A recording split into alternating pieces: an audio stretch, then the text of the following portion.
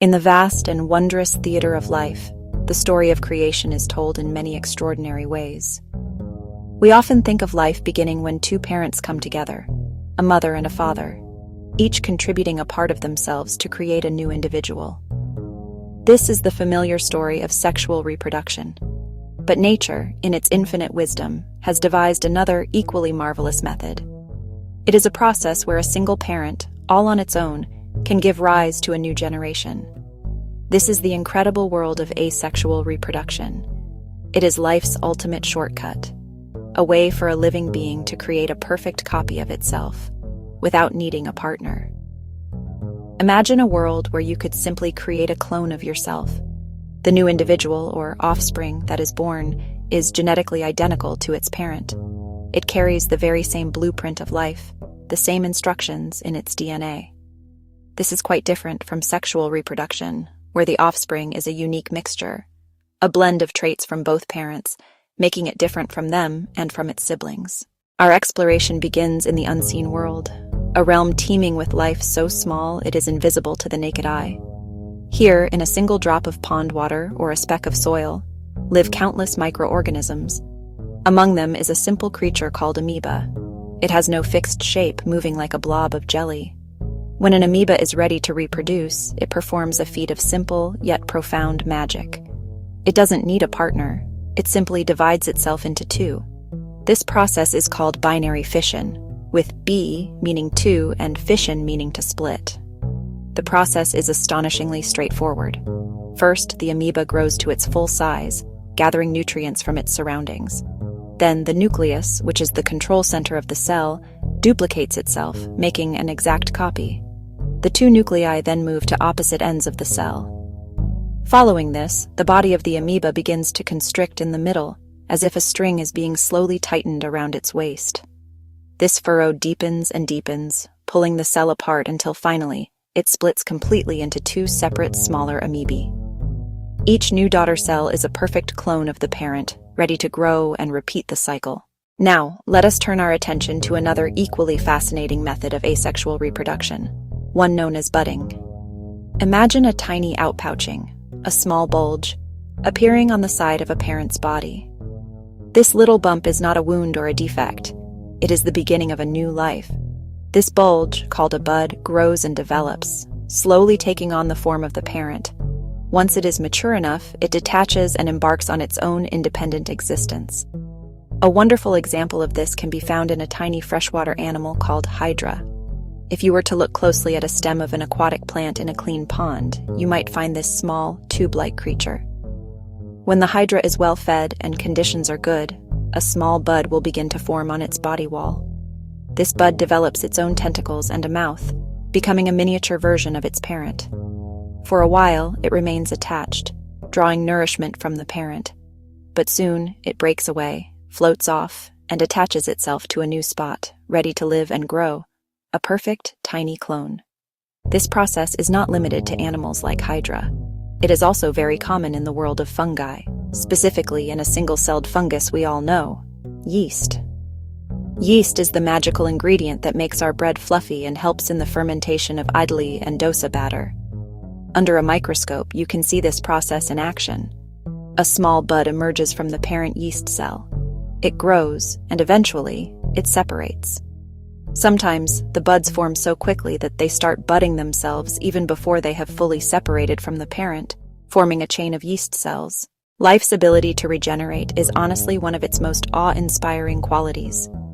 We see it when a lizard regrows its tail, or when our own skin heals after a cut. But, nature takes this ability a step further with a method of reproduction called fragmentation. As the name suggests, this involves an organism breaking into two or more pieces, or fragments. The truly remarkable part is that each of these fragments can then grow and develop into a complete new individual. It's almost as if a broken piece of a puzzle could magically transform into a whole new puzzle, identical to the first. A classic example of this can be seen in the still waters of our local ponds and lakes. Here you might find a beautiful green thread-like alga called spirogyra. It floats on the water's surface, shimmering in the sunlight. This alga grows in long filaments. If this filament is broken, perhaps by the current of the water, a nibbling fish, or even just by chance, something incredible happens. Each broken piece, no matter how small, has the ability to grow. It will continue to lengthen, carrying out all its life processes, and will soon become a full-sized spirogyra filament, a perfect copy of the one it came from. This power is not just for simple plants. Some animals have also mastered this art. Consider the flatworm, planaria, another resident of freshwater bodies. This simple worm has legendary regenerative powers. If you were to cut a planaria into several pieces, you would not be ending its life. Instead, you would be creating more. Each piece, even a tiny fragment, will regenerate the missing parts. A piece from the head section will grow a new tail, and a piece from the tail section will grow a new head. In a few weeks, you will have multiple complete planaria worms, all genetically identical. When we think of growing plants, we usually picture planting a seed in the soil. But many plants have a marvelous secret up their sleeves. They can actually create new plants from their other parts, like their stems, roots, or leaves. This fascinating process is called vegetative propagation. It is a type of asexual reproduction unique to the plant kingdom.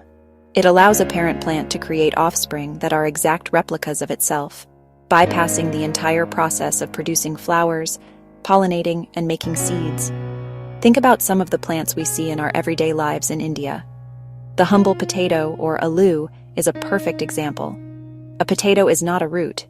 It is actually a modified underground stem called a tuber. If you look closely at a potato, you will see small depressions on its surface, which we call eyes. Each of these eyes is actually a bud. If you plant a piece of a potato that contains an eye, a whole new potato plant will grow from it, which will then produce many more potatoes underground. This is why farmers don't need potato seeds. They simply plant pieces of old potatoes. This magic is not limited to stems. The leaves of some plants can also perform this trick. The bryophyllum plant, often found in gardens, is a master of this. Its leaves have small notches along their edges. In these notches, tiny buds develop.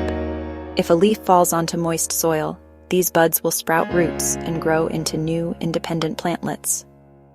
One single leaf can give rise to several new plants, all clones of the parent. So we have journeyed through the world of asexual reproduction, seeing how life creates copies of itself through splitting, budding, breaking, and growing from its parts. But you might wonder, why is this method so important?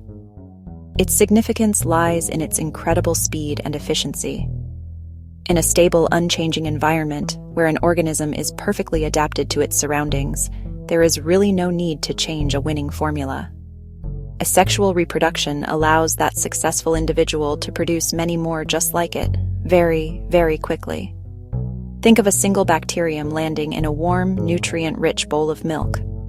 Through binary fission, it can create a massive population in just a few hours, turning the milk into dahi. This explosive growth is the hallmark of asexual reproduction.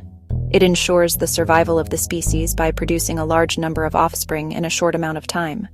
Since only one parent is needed, an individual doesn't have to waste precious energy or risk its life searching for a mate. However, this method does have a limitation. Because the offspring are exact clones of the parent, there is no genetic variation in the population. Everyone is the same. This can be a disadvantage if the environment changes. For example, if a new disease appears to which the parent is susceptible, then all of its offspring will also be susceptible, and the entire population could be wiped out. In the grand tapestry of life on Earth, asexual reproduction is a vital and recurring thread.